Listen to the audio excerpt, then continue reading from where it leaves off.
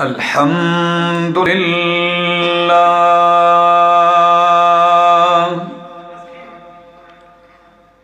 الحمد لله العلي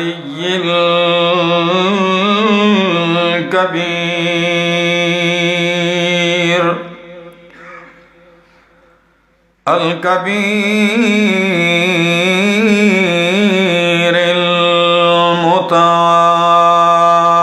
المتعال الحمد لله الذي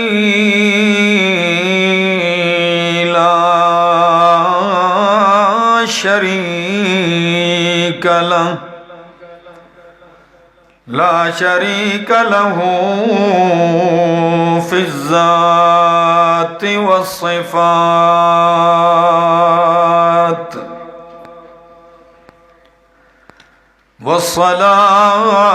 والصلاة والسلام على من أرسل بالبراهين والبينات وعلى آله وأصحابه وأهل بيته الطيبين الطاهرات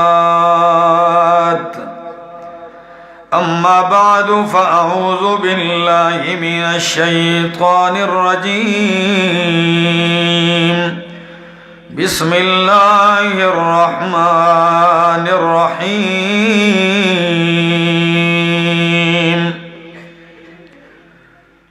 يا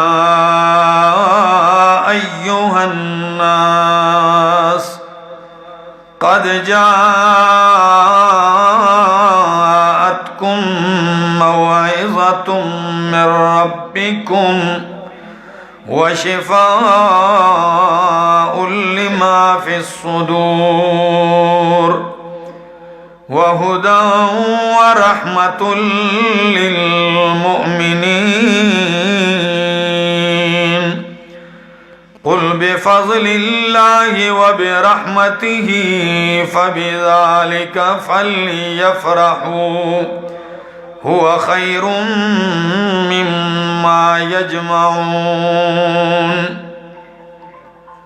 وقال تعالى ثم أورثنا الكتاب الذين اصطفينا من عبادنا وقال تعالى إن هذا القرآن يهدي للتي هي أقوم وقال النبي صلى الله تعالى عليه وسلم بلغوا عني ولو آية وقال النبي صلى الله تعالى عليه وسلم خيركم من تعلم القرآن وعلمه وقال النبي صلى الله تعالى عليه وسلم إن الله يرفع بهذا الكتاب أقواما ويزع به آخرين وقال النبي صلى الله تعالى عليه وسلم الماهر بالقرآن مع السفرة الكرام البررة والذي يقرأ القرآن ويتتعتع فيه وهو عليه شاق له أجران وعن أبي ذر رضي الله تعالى عنه قال قلت أوصني يا رسول الله قال عليك بتقوى الله فإنه رأس الأمر كله قلت زدني يا رسول الله قال عليك بتلاوة القرآن فإنه نور لك في الأرض وزخر لك في السماء. وعن أبي ذر رضي الله تعالى عنه قال قال النبي صلى الله عليه وسلم يا أبا ذر لأن تغدو فتعلم آية من كتاب الله خير لك من أن تصلي 100 ركعة ولأن تغدو فتعلم بابا من العلم عمل به أو لم يعمل به خير لك من أن تصلي 1000 ركعة. وعن أبي هريرة رضي الله تعالى عنه قال قال النبي صلى الله تعالى عليه وسلم العلماء ورثة الأنبياء. وقال النبي صلى الله تعالى عليه وسلم إن الله لا يقبض العلم انتزاعا ينتزعه من العباد ولكن يقبض العلم بقبض العلماء حتى إذا لم يبق عالما اتخذ الناس رؤوسا جهالا فسئلوا فأفتوا بغير علم فضلوا وأضلوا. سبحان ربك رب العزة عما يصفون وسلام على المرسلين والحمد لله رب العالمين.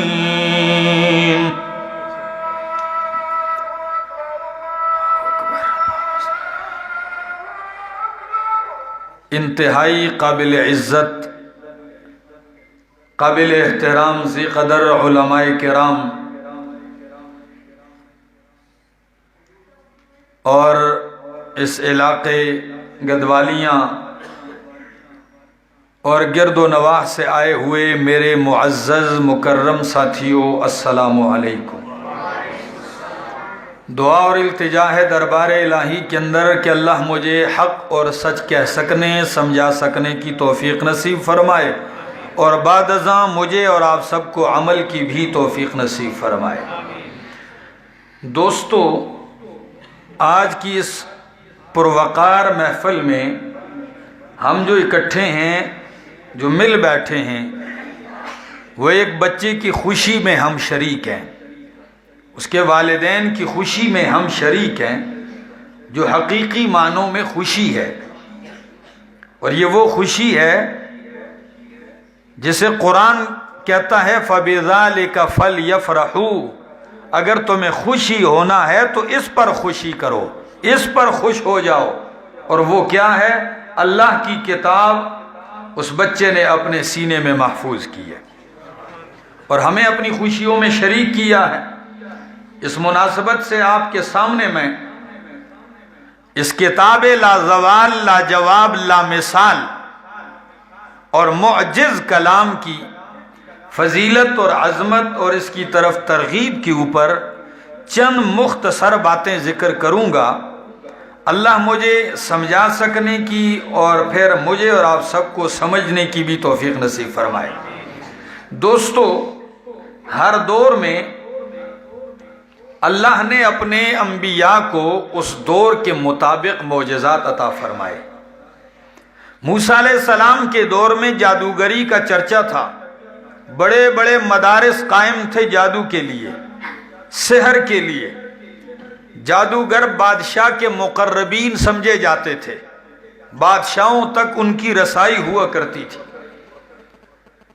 اللہ نے اپنے کلیم کو جب دعوت حق کے ساتھ بھیجا، کتاب حق تورات کے ساتھ بھیجا، تو اللہ نے آپ کو معجزہ بھی ایسے عطا فرمایا کہ کائنات کے سارے جادوگر اور ساحر حیران اور ششدر رہ گئے۔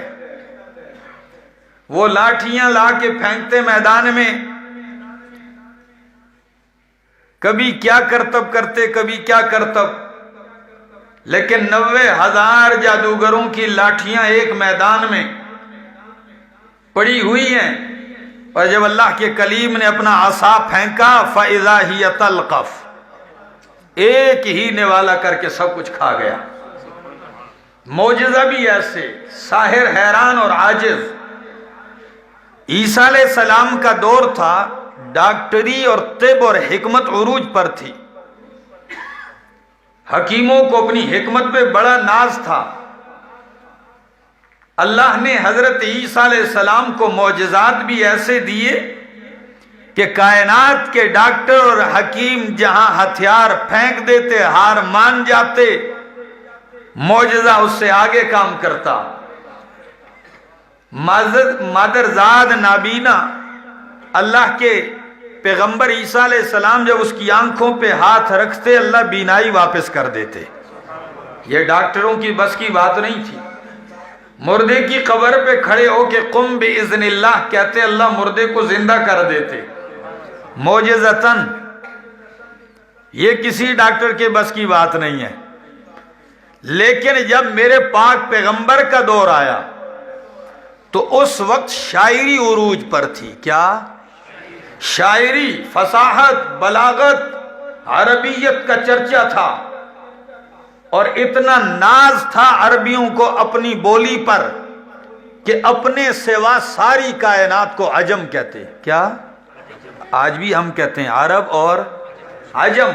عجم کا معنی جانتے ہیں آپ؟ گنگا۔ پختو تو چاڑا ہوئی، سور تو ہوئی عجم، چاڑا، بول نہیں سکتے۔ کیوں؟ وہ کہتے ہیں ان کی کیا بولی ہے، ان کے پاس لفظ ہی نہیں۔ اور واقعی جب ہم کسی کی تعریف کرتے ہیں تو کہتے ہیں جی میرے پاس تعریف کے الفاظ نہیں ہیں، میرے پاس شکریہ کے الفاظ نہیں، ہمارے پاس دامن کم ہے الفاظ کا، اتنا کم ہے کہ آپ کے ہاں جنگل میں ایک درندہ پایا جاتا ہے جسے شیر کہتے ہیں۔ کیا؟ کتنے نام ہیں اس کے؟ جی پشتو میں زمرے، منظرے، مختلف لفظ تھوڑے آگے پیچھے کر کے یہی اردو میں شیر کہتے ہیں۔ عربیت کا کمال کہ اس وحشی درندے کے 500 سے زائد نام ہیں۔ پاکستان کے معروف عالم دین مولانا موسیٰ خان روحانی بازی رحمہ اللہ نے کتاب لکھی ہے مستقل، فتح الصمد فی اسماء الاسد۔ 500 سے زائد نام عربی شیر کے، جنگلی شیر کے۔ تو جس بولی میں اتنا پھیلاؤ ہو، اتنی وسعت ہو، اتنے الفاظ ہوں، واقعی ان کو ناز تھا۔ شعراء نے کائنات کو چیلنج کیا۔ ہمارے مدرسے میں کتاب پڑھائی جاتی ہے 7 معلقات۔ یہ اصل میں 7 معلقات نہیں تھے۔ میں بات شروع کرتا ہوں، انشاءاللہ آپ کو مزہ آئے گا، میری بات کی طرف توجہ چاہوں گا ذرا۔ 7 معلقات، یہ اصل میں 10 معلقات تھے، 10 قصیدے تھے یہ، اور ان کو معلقہ اس قصیدے کو اس لیے کہا جاتا ہے کہ ان کو انہوں نے لٹکایا تھا کعبے کی چوکھٹ کے ساتھ، اور چیلنج کیا تھا کہ دنیا میں کوئی مائی کا لال ہے جو اس طرح کلام لکھے، ایسا قصیدہ لکھے، ایسی غزل لکھے، ایسے الفاظ ہو جس میں یہ قصیدے لٹک رہے تھے، کسی میں جرت نہیں۔ لیکن جب میرے رب کا کلام اترنا شروع ہوا، قرآن کی فصاحت نے، قرآن کی بلاغت نے، قرآن کی صداقت نے، قرآن کی تاثیر نے، قرآن کی ہدایت نے، قرآن کے مٹھاس نے، قرآن کے اس پر لطف لہجے نے کائنات کو ورطہ حیرت میں ڈال دیا، تو شعراء نے اپنے اپنے نمائندے بھیجے کہ بیٹا جاؤ میرا قصیدہ اتار دو وہاں سے، اب بیزتی کا وقت ہے۔ اب قرآن کے ہوتے ہوئے میرے قصیدے کی حیثیت ہی کوئی نہیں، انہوں نے اپنے قصیدے اتار دیے۔ رب کعبہ کی قسم ہے، ابو عبیدہ فرماتے ہیں میں بالکل ایک دیہات میں چل کے دیکھ رہا تھا۔ یہ کیا ہے؟ اچھا توجہ ہے؟ اصل میں یہ چیز پڑ جائے نا تو آدمی قید ہو جاتا ہے۔ تو ابو عبیدہ فرماتے ہیں میں نے ایک دیہاتی، بالکل دیہات میں، چونکہ دیہاتی پیور عربی بولتے تھے، شہر کی عربی گڑبڑ، جیسے شہر کی اردو گڑبڑ، شہر کی پشتو بھی گڑبڑ۔ کیوں؟ اور جو گاؤں کی اردو ہے، پشتو ہے، جو بھی بولی ہوتی ہے، چونکہ وہاں عام لوگ، باہر کے لوگ آتے نہیں، ان کی زبان خالص ہوتی ہے۔ تو جب ایک دیہاتی کے سامنے یہ آیت پڑھی گئی فاصدع بما تؤمر فاصدع بما تؤمر واعرض عن المشرکین۔ یہ آیت پڑھی گئی، حالانکہ اسے بتایا نہیں گیا کہ یہ کس کا کلام ہے، صرف قرآن کی یہ آیت پڑھی گئی۔ فسجدہ، دیہاتی سجدے میں گر پڑا اور سجدے سے سر اٹھا کے کہنے لگا سجدت لفصاحتہ، مجھے پتہ نہیں یہ کس کا کلام ہے، لیکن میں نے سجدہ اس کی فصاحت اور بلاغت کو کیا ہے۔ اتنا فصیح کلام ہے، اتنے کمالات سے بھرا ہوا ہے۔ امام اصمعی فرماتے ہیں میں نے ایک دیہاتی بدو عربی کے سامنے قرآن کی یہ آیت سنی، جب کسی نے پڑھی۔ کون سی آیت؟ سورۃ یوسف کی، کہ جب برادران یوسف علیہ السلام کو لے کر یوسف علیہ السلام کے پاس پہنچے تھے اپنے بھائی کو لے کر، اور بھائی کے سامان میں بادشاہ کا وہ پیمانہ مل گیا، تو بادشاہ نے کہا قید کرو جس کے سامان میں کجاوے میں پایا گیا ہے۔ وہ کہنے لگے او بادشاہ سلامت، ہمارا باپ پہلے بھی ہم سے ناراض ہے، پہلے بھی اعتماد نہیں، اب بھائی اگر آپ نے روک لیا تو ہم کس منہ سے گھر جائیں گے؟ منت ہی کر سکتے تھے نا، بادشاہ پہ ان کا زور تو نہیں چلتا تھا نا، کہ بندہ بھیک میں مانگی اور پھر زور بھی کرے۔ بھیک اور زور دونوں نہیں ہوتی۔ بادشاہ نے کہا کبھی نہیں، یوسف علیہ السلام نے کہا نہیں ہو سکتا۔ قرآن کہتا ہے جب یوسف علیہ السلام سے منت جاری کر کے جب مایوس ہو گئے تو لفظ قرآن کے کیا ہے؟ فَلَمَّا اسْتَيْأَسُوا مِنْهُ خَلَصُوا نَجِيًّا، فَلَمَّا اسْتَيْأَسُوا مِنْهُ خَلَصُوا نَجِيًّا، جب برادران یوسف علیہ السلام سے مایوس ہو گئے تو خلصوا نجیہ، بالکل الگ تھلگ ہو گئے۔ نجیہ، مشورہ کرتے ہوئے، سرگوشیاں کرتے ہوئے۔ جب دیہاتی نے یہ آیت سنی تو کہنے لگا اشہد ان البشر لا یقدر علی مثل هذا الکلام، حالانکہ اسے پتہ بھی نہیں کہ یہ قرآن ہے کیا ہے، صرف آیت سنی، غیر مسلم ہے، سنتی کہنے لگا میں گواہی دیتا ہوں دل سے کہ بشر انسان ہو کے اس کلام پہ کوئی قادر نہیں، یہ واقعی اللہ ہی کا کلام ہے۔ یہ ایسا کلام ساری کائنات کے شعراء، ساری کائنات کے فصحاء، بلغاء، علماء، خطباء، ادباء حیران ہے۔ اور رب کائنات نے فرمایا کہ میرا چیلنج ہے تمہیں، فَأْتُوا بِسُورَةٍ مِّن مِّثْلِهِ، اس چیلنج سے پہلے اللہ نے ایک چیلنج اور دیا تھا، وہ کیا تھا؟ قُلْ لَئِنِ اجْتَمَعَتِ الْإِنسُ وَالْجِنُّ عَلَىٰ أَن يَأْتُوا بِمِثْلِ هَذَا الْقُرْآنِ لَا يَأْتُونَ بِمِثْلِهِ وَلَوْ كَانَ بَعْضُهُمْ لِبَعْضٍ ظَهِيرًا۔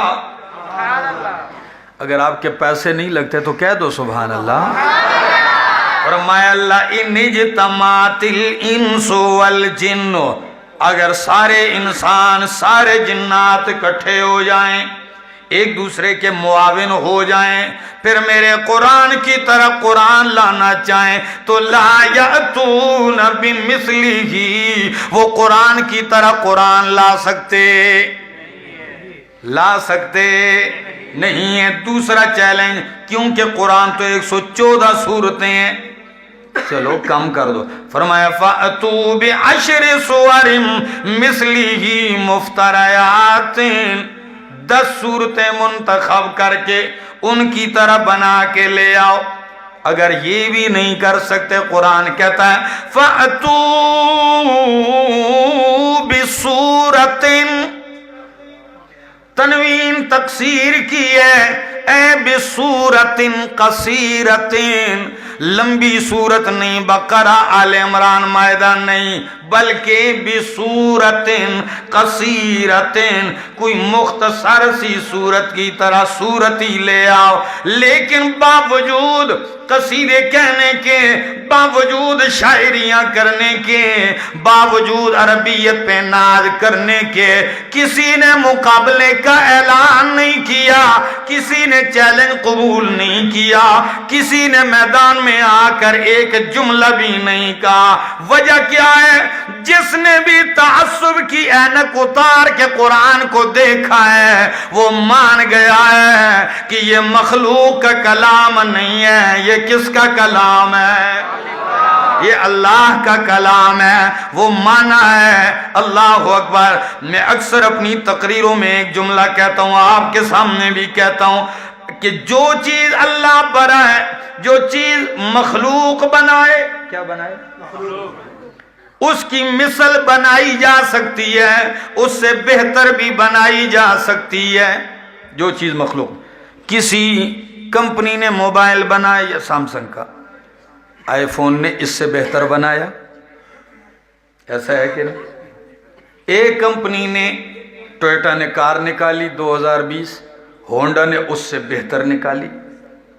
ایک ملک نے ایٹم بنایا، پاکستان نے ان سے بہتر بنایا۔ ایک ملک نے F-16 بنایا، پاکستان نے JF-17 تھنڈر بنایا، اس سے بہتر بنایا۔ اس کی طرح، اس سے بہتر جتنی بھی اعلیٰ چیز وہ بنائی جا سکتی ہے، جو چیز اللہ براہ راست بنائے اس کی مثل مخلوق نہیں بنا سکتی۔ مثال، اللہ نے آسمان بنایا ہے، ساری کائنات مل کے آسمان کی طرح آسمان بنا سکتے نہیں ہے، زمین کی طرح زمین نہیں بنا سکتے، سورج کی طرح سورج نہیں بنا سکتے، چاند کی طرح چاند نہیں بنا سکتے۔ پھر میرے غیرتی نوجوانوں سنو، جب سورج مخلوق ہے، چاند مخلوق ہے، آسمان مخلوق ہے، تو جب تم اللہ کی زمین کی طرح زمین، سورج کی طرح سورج اور آسمان جیسا آسمان نہیں بنا سکتے ہو، تو اللہ کے قرآن جیسا قرآن کیسے بنا سکتے ہو؟ جبکہ یہ مخلوق بھی نہیں، اللہ کی صفت ہے، اللہ کا کلام ہے۔ القرآن کلام اللہ غیر مخلوق، یہ اللہ کا کلام ہے، مخلوق نہیں ہے۔ میرے دوستو، تو کتنی عظمت کی بات ہے کہ یہ کلام پورے کا پورا ایک سینے کے اندر داخل ہو جائے اور اس کے دل کی تختی لوح محفوظ کی تختی بن جائے۔ کتنی عظمت کی بات ہے، کتنی شان کی بات ہے۔ آج مجھے تو افسوس سے کہنا پڑتا ہے کہ قرآن کو لوگوں نے سمجھا ہی نہیں، یا تو اس کو مولوی اور پیر کی کتاب سمجھ رکھا ہے، یا کسی فرقے اور مذہب کی کتاب بنا رکھا ہے۔ نہ میرا دوست، یہ مولوی پیر کی کتاب نہیں ہے، یہ کسی فرقے مذہب کی کتاب نہیں، یہ کس کی کتاب ہے؟ یہ اللہ کی کتاب ہے۔ اور سمجھائے، اتنا ہی سمجھائے، شادی ہو دلہن کے ہاتھوں میں پکڑا دو، بس شادی ہو دلہن کو پکڑا دو، پھر اونچی جگہ کا رکھو تاکہ بچوں کے پہنچ سے دور رہے، کوئی ہاتھ بھی نہ لگائے۔ یا سمجھا ہے تو اتنا سمجھا ہے، کسی نے گائے بھینس بکری کے سینگوں کے ساتھ لٹکا دیا ہے، اتنا سمجھا ہے۔ یا کسی نے سمجھا ہے تو زندوں کو چھوڑ کر مردوں کی شلواروں اور قمیصوں پہ قرآن لکھنا شروع کر دیا ہے، کفن پہ لکھ دیا ہے۔ ساری زندگی بھلے وہ قرآن کو ہاتھ لگائے بھی نہ، آج اس کی کفن پہ لکھ دیا ہے، یا اگر کفن پہ نہیں لکھا تو قبر کے تختیوں پہ پتھروں پہ قرآن لکھ دیا گیا ہے۔ یہ قرآن کی حقیقت لوگ سمجھے ہیں۔ مکان چاہے رشوت کے پیسوں کا بنایا ہے، چاہے چوری اور سود کے پیسوں کی کوٹھی بنائی، اوپر آیت لکھ دی ھذا من فضل ربی۔ اکثر کوٹھیوں پہ لکھا دیکھتے ہو، بس قرآن کو صرف اتنا سمجھا ہے، یہ نہیں بتایا کہ قرآن کہتا کیا ہے۔ کوئی بھی دنیا میں آپ کو ایسا نہیں ملے گا جو کہے میں قرآن کو نہیں مانتا، لیکن جب آپ کھول کے بیان کرو گے پھر پتہ چلے گا آپ کے کتنے ہیں مخالف کتنے ہیں۔ کسی پنجابی شاعر نے تو تبھی کہا نا کہ ٹھپے قرآن نو مندا ہر کوئی، پتہ نہیں سمجھ دے ہو کہ نہیں، ٹھپے قرآن نو مندا ہر کوئی تے کھلے قرآن نو مندا کوئی کوئی۔ ٹپ قرآن ہر سڑے منی خوچ کو لائی کی بیائے پتہ لگی چھ سوک سوکی منی۔ منگوے ہم کہتے ہیں قرآن کھول کھول کے لوگوں کو سمجھاؤ، یہ اللہ کی کتاب ہے۔ یقین کیجئے اللہ کے پاک پیغمبر غار حرا کے اندر محو عبادت ہیں۔ قرآن کی پہلی آیت، پہلا حکم، پہلی وحی، پہلا امر یہ اقرأ بسم ربک الذی خلق۔ اقرأ پڑھ میرے پیغمبر، کیا جی کیا پڑھیے؟ ہاں، اقرأ بسم ربک الذی خلق، پہلے دن ہی سے فرمایا قرآن پڑھیے۔ گھر آتے ہیں دوسرا حکم پڑھنے لگا ہوں، فرمایا یا ایھا المزمل قم اللیل الا قلیلا نصفہ او انقص منہ قلیلا او زد علیہ ورتل القرآن ترتیلا۔ یا ایھا المزمل، یہ صورتیں تو عام لوگوں کو بھی آتی ہیں، اکثر لوگوں کو یاد ہوتی ہیں، معنی بھی یہ والا سب کو یاد ہے۔ یا ایھا المزمل، او چادر اوڑھنے والے، او لحاف اوڑھنے والے، او کمبل اور لنگی اوڑھنے والے میرے پیغمبر، قم اللیلہ، دن تو رہا دن، اب راتوں کو بھی اٹھنا پڑے گا۔ عام معنی یہ مزمل چادر اوڑھنے والے، لیکن بعض علماء نے اس کو لیا ہے زمیل سے، اور زمیل لغت عربی میں دوست کو کہتے ہیں۔ کس کو؟ اب مانا ہوگا یا ایھا المزمل، او میرا سونا پیغمبر، قرآن کے ذریعے لوگوں کو دوست بنانا شروع کر دے۔ کس کے ذریعے؟ قرآن کے ذریعے لوگوں کو اپنا بنا۔ اگر قرآن کے ذریعے جو تیرے بن گئے وہ کٹتے کٹ جائیں گے، مرتے مر جائیں گے، مٹتے مٹ جائیں گے، لیکن آپ کا ساتھ کبھی نہیں چھوڑیں گے۔ جان مال اولاد جائیداد جاگیر وطن چمن امن سب کچھ قربان کریں گے، لیکن وہ آپ کا ساتھ نہیں چھوڑیں گے۔ کیوں؟ ساتھ والی صورت میں یہ بھی فرمایا یا ایھا المدثر، اس میں بھی یہی لفظ ہے قم فانذر، قم میرے پیغمبر کیا کیجئے؟ کھڑے ہو جائیے، کمر بستہ ہو جائیے، اٹھئے، اٹھ کے کیا کرنا ہے؟ فرمایا فانذر، او میرا پیغمبر لوگ غفلت میں پڑے ہیں، لوگ کفر میں شرک میں ڈوبے ہوئے ہیں، فانذر ان کو شرک اور کفر کے انجام سے ڈرا، ان کو معصیت کے انجام سے ڈرا، ان کو رب کی بغاوت کے انجام سے ڈرا میرے پیغمبر۔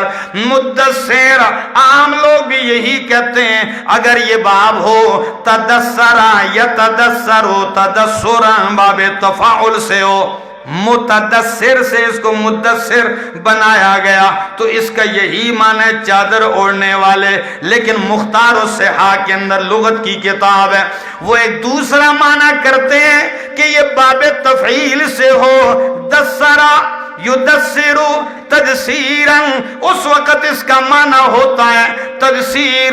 لغت عربی میں کہتے ہیں کہ چڑیا گھونسلہ بنائے، کیا جانتے ہو نا، مرغی جال جوڑ کی گھونسلہ بنائے، پھر اس پہ آندھی چلے اور اس کا گھونسلہ تتر بتر ٹکڑے ٹکڑے ہو جائے، طوفان سے آندھی سے چڑیا پریشانی میں آ کر دوبارہ ایک ایک تنکا لے کے اس گھونسلے کو دوبارہ تعمیر کرنا شروع کر دے۔ عربی میں چڑیا کی ساری کارروائی کو تدثیر کہتے ہیں۔ اب مانا ہوگا یا ایوہ المدثر، او میرے پیغمبر تیرے آنے سے پہلے دین والا گھونسلہ شرک کی آندھیوں سے تتر بتر ہو چکا ہے، تیرے آنے سے پہلے اسلام والا گھونسلہ شرک اور کفر کی آندھیوں سے چور چور ہو چکا ہے۔ اور چور کیسے ہوگا؟ باپ بیٹی کو زندہ درگور کرنے لگ گیا ہے، ماں سے باپ کی وفات کے بعد نکاح روا سمجھا جا رہا ہے، گھر میرا ہے، مرکز توحید بتوں سے بھرا ہوا ہے، گھر میرا جو ہے غیر اللہ کے بت پڑے ہوئے ہیں، وہاں مجسموں کو پوجا جا رہا ہے۔ او میرا پاک پیغمبر، میری توحید کا نام لینے والا کوئی نہیں۔ ایوہ المدثر، قرآن کے ذریعے دوبارہ ایک ایک تنکا اکٹھا کر کے دین والے گھونسلے کو تعمیر اور مکمل کر دے۔ اور واقعی کیا ہے، یقین کیجئے ایسے کیا ہے، پرواہ نہیں کی ہے۔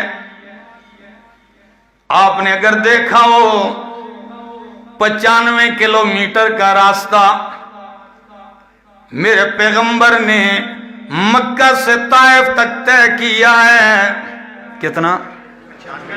اللہ اکبر، 95 کلومیٹر کا راستہ تنے تنہا طے کرتے ہیں، بھوک بھی ہے، پیاس بھی ہے، تھکاوٹ بھی ہے۔ کس لیے؟ مکے والے میرے گاؤں والے انہوں نے نہیں مانا، شاید یہ مان جائیں، ان میں کوئی بندہ مان جائے۔ پہنچتے 3 لیڈر قوم بنو ثقیف کے 3 سردار بھائی بیٹھے ہوئے ہیں، اور کیا کام؟ ایک لگا ہوا ہے کعبے کا غلاف سی رہا ہے۔ جب اللہ کے نبی داخل ہوئے، فرمایا او میری قوم، او بنو ثقیف کے سرداروں، آپ کے پاس ایک پیغام لے کے آیا ہوں، آپ کے پاس ایک مشن لے کے آیا ہوں۔ وہ کیا ہے؟ قولوا لا الہ الا اللہ تفلحوا، تفلحوا، تمہاری کامیابی کا راز لے کے آیا ہوں، تمہاری کامیابی کا نسخہ لے کے آیا ہوں، تمہاری بھلائی لے کے آیا ہوں۔ لیکن کیا کہوں ہری پور والوں، یہ دستور رہا ہے جو اس قوم کی خیر خواہی چاہتا ہے اس کی اپنی خیر نہیں ہوتی۔ سچ کہتا ہوں، میں تو اکثر ہمارے ہاں تو ایسے ہی، جو بھی اس قوم کی خیر چاہتا ہے اس کی اپنی خیر نہیں ہوتی۔ کسی نے مرغے سے کہا تیرا قصور کیا ہے جو لوگ تجھے تکہ بوٹی بنا کے سیخوں میں لگاتے ہیں؟ جرم کیا ہے؟ پتہ کیا کہا؟ انہوں نے کہا میرا تو اور قصور کوئی نہیں، سویرے اٹھ کے لوگوں کو جگاتا ہوں، یہ سوئے ہوں کو کیا کرتا ہوں؟ جگاتا ہوں، یہ میرا قصور ہے۔ اس لیے میرا یہ حشر ہو رہا ہے. تو کبھی کبھی ایسے بھی ہوتا ہے, میں اپنے دوستوں سے کہ لوگوں کو اللہ کی کتاب سناؤ بس. جو آپ کو گالی دے آپ اس کو قرآن سناؤ, جو آپ کو پتھر مارے آپ اس کی جھولی میں بھی خیر ڈالو, جو آپ کی غیبت کرے آپ اس کی جھولی میں بھی خیر ڈالو. یہ میرے نبی کا منصب ہے, نبی کا کام بھی یہی تھا. اسی لیے تو علامہ اقبال نے تڑپ کے کہا نا کہ ہر درد مند دل کو رونا میرا رلا دے, ہر درد مند دل کو رونا میرا رلا دے, بے ہوش جو پڑے ہیں شاید انہیں جگا دے. ہو سکتا ہے خواب غفلت میں پڑی عوام سمجھ جائے, پیغمبر پہنچتے ہیں تو جواب کیا ملتا ہے آگے سے یہ بھی نہیں, آپ سفر کر کے آئے بیٹھو چائے پیو.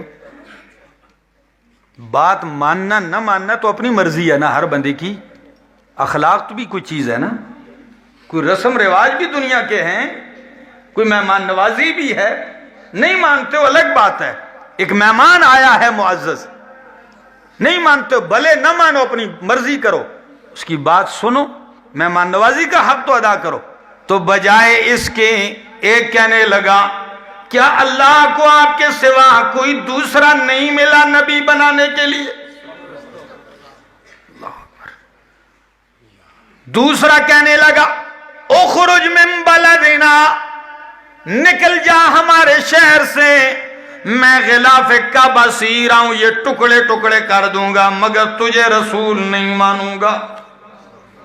تیسرا کہنے لگا لا اکلمک, میں تجھ سے بات بھی نہیں کرنا چاہتا, گفتگو بھی نہیں کرنا چاہتا, اس لیے کہ اگر تو جھوٹا ہے تو جھوٹے سے بات نہیں کرتا, اگر سچا ہے پھر تیرے ساتھ مکالمہ خطرے سے خالی نہیں. میرے دوستو, علماء بیٹھے سب معزز ہیں. اگر میں اپنے آپ کو امام سمجھتا ہوں, امام خطیب ہوں, اگر مجھے کوئی بندہ آ کے ایسے گربان سے پکڑے چل, تو میرے خیال سے پوری رات نیند نہیں آئے گی. ایسا ہے کہ کسی عالم کو گریبان نہیں, اگر کوئی مقتدی امام کو صرف سخت بات بھی کر دے تو وہ پوری رات نہیں سوئے گا. تو میرے محمد کا جگرا تو دیکھیے, اللہ اکبر, کیا جگر ہے. تبھی تو قرآن نے پہلے کہا میرا پیغمبر جب میں نے یہ مشن موسیٰ کلیم اللہ کو دیا تو پہلی بات ہی انہوں نے یہ کی رب اشرح لی صدری, اللہ میرا سینہ کھول دے. یہ کام تنگ سینے سے نہیں کھلے سینے سے ہوتا ہے. سینہ کھول دے میرا پیغمبر. دعا کی کلیم اللہ نے اللہ سے, اللہ میرا سینہ کھول دے, میری زبان کی گریں کھول دے, میرے لیے میرا کام آسان کر دے میرے اللہ. اور دعا کا عجیب کمال کی دعا, وَاجْعَلْ لِي وَزِيرًا مِّنْ أَهْلِي هَارُونَ أَخِي, اللہ میرے بھائی کو ہارون کو میرا وزیر بنا دے. کیا بنا دے؟ کام بڑا وزنی ہے. وزیر وزر سے ہے, وزر بوجھ کو کہتے ہیں, کس کو؟ وَلَا تَزِرُ وَازِرَةٌ وِزْرَ أُخْرَى, وزر بوجھ کو. تو وزیر بادشاہ کا اس لیے کہ بادشاہ کا بوجھ اٹھاتا ہے. تو اللہ کے کلیم فرماتے ہیں اللہ میرا بوجھ اٹھانے والا کوئی بنا دے. دعا کی, لیکن جب باری آئی میرے پاک پیغمبر محمد الرسول اللہ کی تو فرمایا میرے پیغمبر جب کام حوالے کیا تو بغیر مانگے الم نشرح لک صدرک, کیا میں نے آپ کا سینہ کھول نہیں دیا؟ بغیر مانگے, بغیر مطالبے. اور اللہ کے کلیم نے فرمایا اللہ میرا بوجھ اٹھانے والا دے. میرے پیغمبر آپ کے کہے بغیر میں کہتا ہوں وَوَضَعْنَا عَنْكَ وِزْرَكَ, او میرا پاک پیغمبر میں نے تجھ سے بوجھ اتار دیے ہیں. جس نے آپ کی کمر کو بوجھل کر دیا میرا پاک پیغمبر, کتنی بڑی بات ہے. میرے دوستو یہ بڑے سینے سے کام ہوتا ہے. جب تینوں کا یہ رویہ، تو میرے نبی نے کیا فرمایا؟ فرمایا او ثقیف کے سردارو، خیر تم نے برا بلا کہہ دیا ہے، معاف ہے، خیر ہے، اتنی بات سن لو، لوگوں کے سامنے مجھے رسوا نہ کرنا. تم نہیں مانتے ہو، نہ مانو، تمہارے پاس نہیں آؤں گا، عوام کے پاس جانے لگا ہوں، ان سے بات کروں گا. نہیں مانتے ہو نہ مانو، کم از کم ان کے ساتھ تو بات کرنے دو. تو یہ مطالبہ ہی مان لیتے، لیکن یہ بھی نہیں مانا. پورے طائف میں شور برپا کر دیا، جی بے دین آ گئے، ہمارے معبودوں کے گستاخ آ گئے. پورا شہر امڑ آیا، مرد کیا، عورتیں کیا، بچے بوڑھے جوان جھولیاں بھر دی ہیں. اور جو پتھروں کی بارش شروع ہوئی، کئی میل تک میرا محمد خون میں رنگین اللہ کا قرآن سناتے جا رہے ہیں. میرے دوستو، آپ بھی ذرا جگر رکھتے ہیں، نبی سے محبت رکھتے ہیں، ذرا سوچو صحیح، آپ کو پتہ چل جائے گا. ایسے ہی قرآن آ گیا میرے اور آپ کی جولی میں پڑ گیا، بس ایسے ہی آپ کی مسجد کی الماریاں بھر گئی ہیں. نہ میرا دوست، اس تاریخ کو سامنے رکھیے، خون سے رنگین ہیں. کسی عربی مفسر نے، مورخ نے، سیرت نگار نے کیا ہی خوب لکھا، کہتا ہے لوگو سنو تو صحیح، رجل وحید غریب بعید عن اہلہ و وطنہ، رجل غریب وحید بعید عن اہلہ و وطنہ، بندہ ہو بھی اکیلے، پردیسی ہو، تنے تنہا ہو بھی اجنبی، پہچان والا بھی کوئی نہ ہو، سارا گاؤں مارنا شروع کر دے، کیا حال ہوگا اس کا؟ اس کے دل پہ کیا گزرتی ہوگی؟ دنیا کو کیا پتا ہے؟ غالب نے تو تبھی کہا تھا نا کہ یہ دنیا رنج و راحت کا غلط اندازہ کرتی ہے، یہ دنیا رنج و راحت کا غلط اندازہ کرتی ہے، خدا ہی خوب واقف ہے کسی پر کیا گزرتی ہے. لوگوں کو کیا پتا ہے کتنی تکلیف ہوئی ہوگی، کتنا درد آپ نے اٹھایا ہوگا. چلتے ہیں، تبھی تو ام المومنین صدیقہ کائنات حضرت عائشہ رضی اللہ تعالیٰ عنہ فرماتی ہیں کہ یا رسول اللہ، احد والے دن سے بھی کوئی سخت دن گزرا ہے آپ پر؟ احد کا دن کیسے تھا؟ آپ کے دندان شہید ہوئے، سر کا خون پاؤں تک پہنچا، خود کی کڑیاں آپ کے رخسار میں دھنس گئیں. ایک صحابی فرماتے ہیں میں کڑی کو ایسے پکڑتا دانتوں سے، ایک ایک کڑی آپ کے رخسار سے ہڈی میں دھنسی نکال رہا تھا. فرمایا جب میں نے کڑی نکالی تو میرا دانت بھی نکل آیا. یہ معمولی رخسار نہیں ہے، خدا کی قسم، یہ سید الانبیاء کا رخسار ہے. فرمایا یا رسول اللہ، اس دن سے زیادہ کوئی سخت دن گزرے؟ فرمایا ہاں عائشہ، احد سے بھی زیادہ سخت دن طائف والا تھا. کیوں؟ اس لیے کہ احد میں اکیلے نہیں تھا، میرے ساتھ میرے صحابہ تھے. اور آپ کو پتہ ہے المصیبت اذا عمت خفت، مصیبت جب عام ہو جاتی ہلکی ہو جاتی، سب برداشت کر لیتے، لیکن جب مصیبت اکیلے پر ہو تو کتنی مشکل. لیکن اللہ، میں اکثر ایک جملہ کہتا ہوں میرے دوستو، یاد رکھو، اللہ مصیبت میں ڈالتا ہے لیکن اکیلے نہیں چھوڑتا، ہاتھ ضرور دیتا ہے. اللہ جو اس پہ اپنا بھروسہ رکھے، دستگیری اللہ ضرور کرتے ہیں. نتیجہ پھر کیا نکلا ہے؟ پتھروں سے زخمی تو ہیں، لیکن جب چلتے ہیں تو چلتے ہوئے ہوتا کیا ہے؟ فرمایا عائشہ جب میں جا رہا ہوں، بخاری کی حدیث، تو بادل کا ٹکڑا میرے اوپر سایہ کیے ہوئے جا رہا ہے. واہ واہ. سر اٹھا کے یوں جب دیکھا تو جبریل آ گئے، کہنے لگے السلام علیکہ یا رسول اللہ، اللہ کے پاک پیغمبر آپ کو سلام ہو۔ اللہ نے آپ کی زاری بھی سن لی، قوم کے پتھروں کی بارش بھی دیکھ لی، ان کا رویہ بھی دیکھ لیا۔ ھذا ملک الجبال، یہ میرے ساتھ پہاڑوں کا فرشتہ ہے، آپ اشارہ کرے پہاڑ ٹکرا کے طائف والوں کو چور چور کر دیا جائے گا۔ لیکن صحیح بخاری کے الفاظ ہیں، پیغمبر کیا کہتے ہیں؟ فرمایا لا بل ارجو ان یخرج اللہ من اصلابہم من یعبد اللہ وحدہ ولا یشرک بہ شیئا۔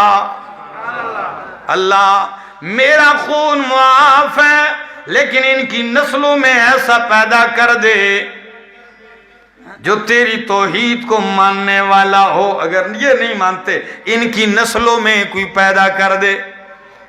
کچھ عرصہ پہلے، مہینے دو پہلے گجراں والا گیا، میں نے یہی واقعہ وہاں سنایا، تو وہاں مسجد میں ایک بندہ آیا، کہنے لگا جی تبلیغی جماعت کا ایک بندہ آیا تھا طائف ہی سے، وہ بھی اس مسجد میں، طائف کا رہنے والا تھا۔ تو کہتے واقعہ سنا تو کہتا ہے پیغمبر کے باقی احسانات تو اپنی جگہ ہیں، یہ احسان کبھی نہیں بھولوں گا کہ نبی نے فرمایا اللہ یہ نہیں مانتے تو خیر ہے، اللہ ان کی نسلیں تو مانے گی، اگر اس وقت بددعا کر دیتے تو آج میں کیسے آتا یہاں۔ انہی کی نسل سے کہنے لگا میرے دوستو ایک جگر رکھیے، کام کرنا ہے، لوگوں تک اللہ کی کتاب پہنچانی ہے، لوگوں تک یہ امانت پہنچانی ہے اللہ کی، تو پھر آئیے آگے بڑھیے۔ آپ سے بھی کہتا ہوں لوگوں آگے آئیے، سنیے اللہ کا قرآن کہتا کیا ہے۔ ہم نے ساری زندگی جہالت ہی میں گزارنی ہے کیا اللہ کے روبرو کھڑا نہیں ہونا؟ کیا اللہ کو جواب نہیں دینا؟ یہ تو سب کہتے ہیں، میرے استاد بیٹھے ہیں، علماء بیٹھے ہیں، یہ سب کہتے ہیں کہ مرنے کے بعد قبر برزخ میں 3 سوال ہوں گے، من ربک، من نبیک، ما دینک، ہوں گے کہ نہیں ہوں گے؟ جی یہ ہوں گے، ہم مانتے ہیں، ایمان ہے۔ لیکن یہ بھی کوئی کہتا ہے، کبھی اس کو سنا ہے کسی سے کہ جی قرآن کے بارے میں بھی پوچھا جائے گا؟ جی یہ کوئی نہیں کہتا ہے، یہ خود اللہ کا قرآن کہتا ہے۔ کیسے سنا دوں؟ فرمایا انہو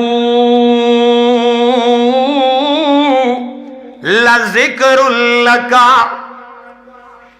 سنیے میرا نکتہ، انہو لذکر لک ولقومک، میرا پاک پیغمبر یہ قرآن آپ کے لیے بھی پند و نصیحت ہے، ولقومک، اور آپ کی قوم کے لیے بھی پند و نصیحت ہے یہ قرآن، اور یہ ایسی کتاب نہیں۔ فرمایا وَسَوْفَ تُسْأَلُونَ، وَسَوْفَ تُسْأَلُونَ، عن قریب پوچھا جائے گا تم سے، کیا کیا میری کتاب کا، کتنا سمجھے، کتنا مانے، کتنے پہ عمل کیا، کتنے کے مطابق عقیدہ رکھا۔ وقت ہے میرا دوست، تعلیم کرتے ہو، یہ کوئی مولوی کی کتاب نہیں ہے۔ اگر آپ کہتے ہیں میں نے تو ڈاکٹر بننا ہے، میں نے کیوں ترجمہ پڑھ کے کیا کروں گا؟ نہ، کیوں؟ اگر آپ ڈاکٹر بنتے ہیں، آپ کو ڈاکٹری میں رہنمائی کرنے والی کتاب قرآن ہے، آپ نے جج بننا ہے، عدالت کی کارروائی کا طریقہ قرآن بتاتا ہے، فیصلے۔ اگر آپ نے حاکم بننا ہے، حکومت چلانے کا طریقہ قرآن بتاتا ہے۔ آپ نے تاجر بننا ہے، تجارت کے اصول قرآن بتاتا ہے۔ اگر آپ ایک والد ہیں تو اولاد کی تربیت کا طریقہ قرآن بتاتا ہے۔ اگر آپ ایک خاوند ہیں، بیوی کے حقوق قرآن بتاتا ہے۔ اگر آپ ایک بیوی ہے، کوئی عورت ہے، اس کو خاوند کے حقوق قرآن بتاتا ہے۔ اگر آپ بیٹے ہیں، والدین کے حقوق قرآن بتاتا ہے۔ اگر آپ فوجی کمانڈر ہیں، سپہ سالار ہیں فوج کے، تو فوج کو منظم، مرتب اور تربیت تربیت یافتہ کرنے کا طریقہ قرآن بتاتا ہے۔ یہ تو وہ کتاب ہے میرا دوست، زندگی کا کوئی شعبہ اس نے نہیں چھوڑا جسے ذکر نہ کیا ہو، جس میں اصلاح نہ کرتا ہو، جس میں رہنمائی نہ کرتا ہو۔ افسوس کی بات ہے صرف لوگوں نے بس تلاوت کی حد تک رکھ دیا ہے، صرف لوگوں نے چومنے کی حد تک رکھ دیا ہے، کوئی یہ گوارا نہیں کرتا۔ مولانا آپ کو 20,000 تنخواہ دیتے ہیں، مولانا صاحب آپ کو 25,000 تنخواہ دیتے ہیں، دنیاوی ضرورتیں آپ کی پوری کرتے ہیں، ہمیں رب کا قرآن کیوں نہیں سناتے ہو؟ روزانہ مجھے ایک آیت سناؤ، مجھے رکوع سناؤ، مجھے آیتیں سناؤ۔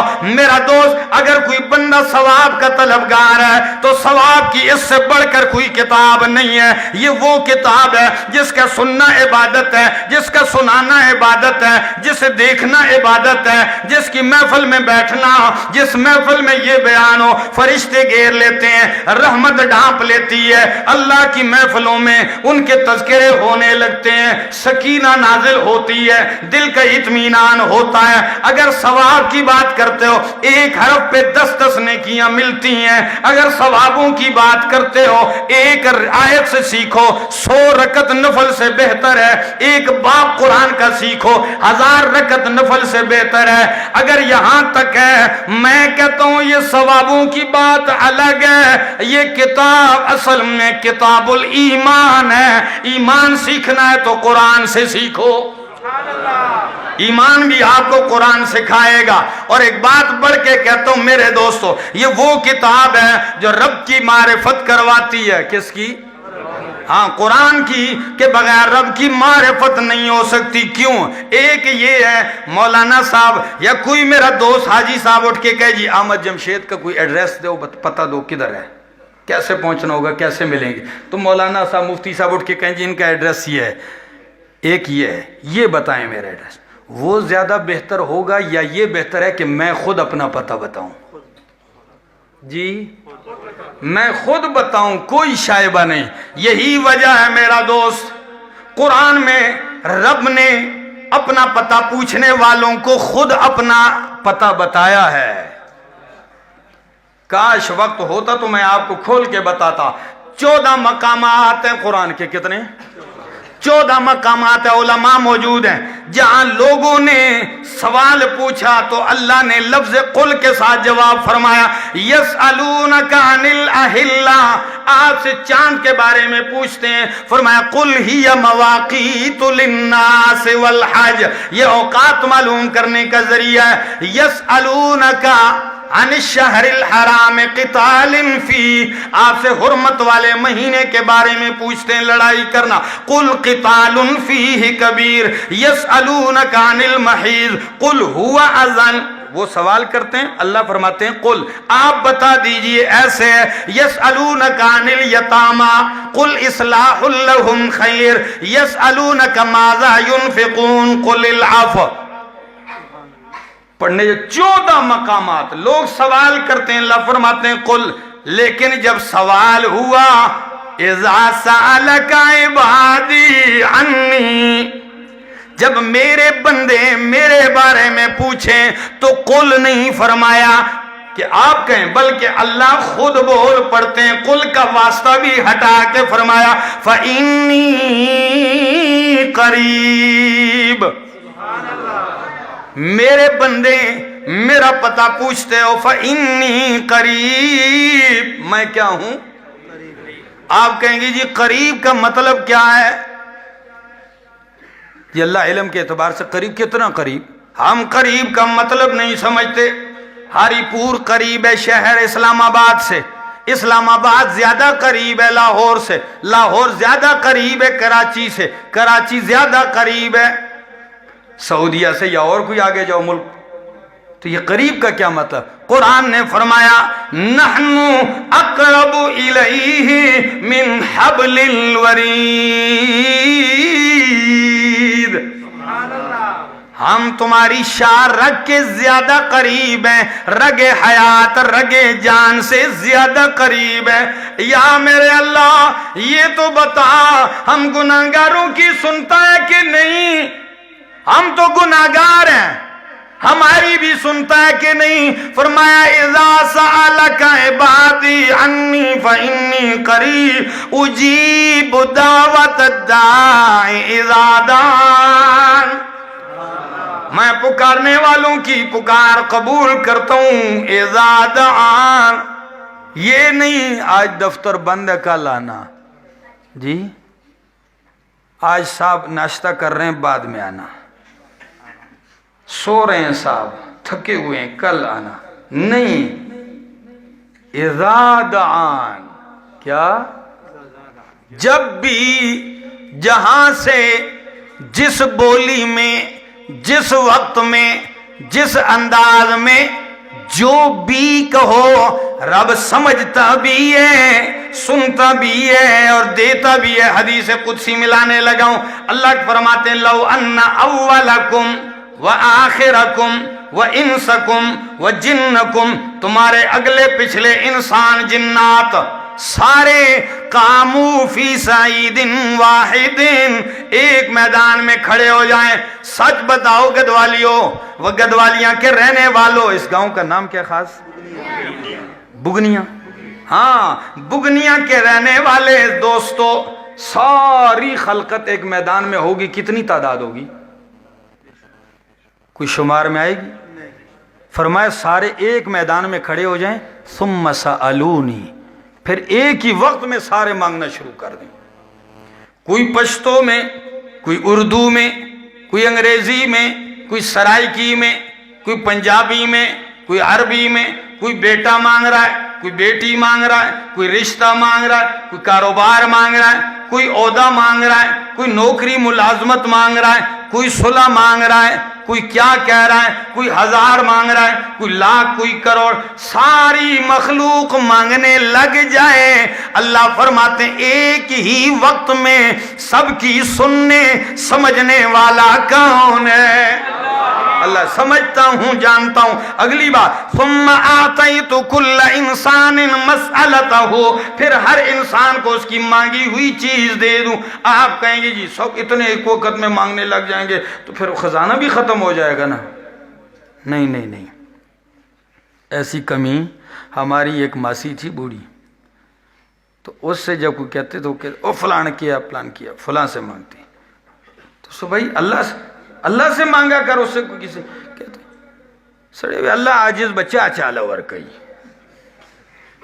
وہ بیچاری اپنے حساب سے اللہ پہ ترس کھا رہی کہ اللہ بیچارہ کس کس کو دے گا؟ کہو خدا کی بندی اللہ بیچارہ نہیں ہے، تو اللہ پہ رحم نہ کر، اللہ سے رحم طلب کر۔ کہتی جس کو دیکھتی ہوں تو اس نے اللہ کے آگے منہ کھولا ہوئے، تو میں کہتی ہوں میں بھی اللہ ہی کو مانگا، سارے نے منہ کھولے، تو وہ اپنے حساب سے یہ سوچتی نہ سمجھے نہیں ہو رب کو سمجھے نہیں ہو، رب وہ ذات ہے، فرمایا سب کو دے دوں تو دینے کے بعد ما نقص ذالک مما عندی الا کما ينقص المخیط اذا ادخل البحر، فرمایا میرے خزانے میں اتنی کمی بھی نہیں آتی جتنی سوئی کو سمندر میں ڈبو کے نکالنے سے آتی ہے۔ اور میرے دوستو تربیلا ڈیم میں جا کے سوئی ڈبو کے نکالو، کمی آ سکتی ہے لیکن رب کے خزانوں میں کمی، رب خود فرماتے ہیں وَإِن مِّن شَيْءٍ إِلَّا عِندَنَا خَزَائِنُهُ، ہر چیز کے خزانے میرے پاس ہیں۔ تو میرے دوستو قرآن رب کا تعارف ہے، چاہتے ہو تمہارا رب کے ساتھ تعلق ہو تو یہ کتاب ہے، یہ وہ نمبر ہے جو آپ کا تعلق کس سے جوڑتا ہے؟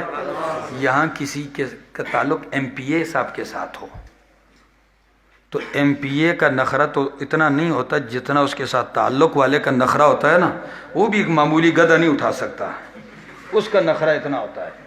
تو جس کا تعلق وزیر اعظم کے ساتھ او ہو کوئی اور ہی شے ہوتی ہے، اتنا وزنی، لوگ اس پہ فخر۔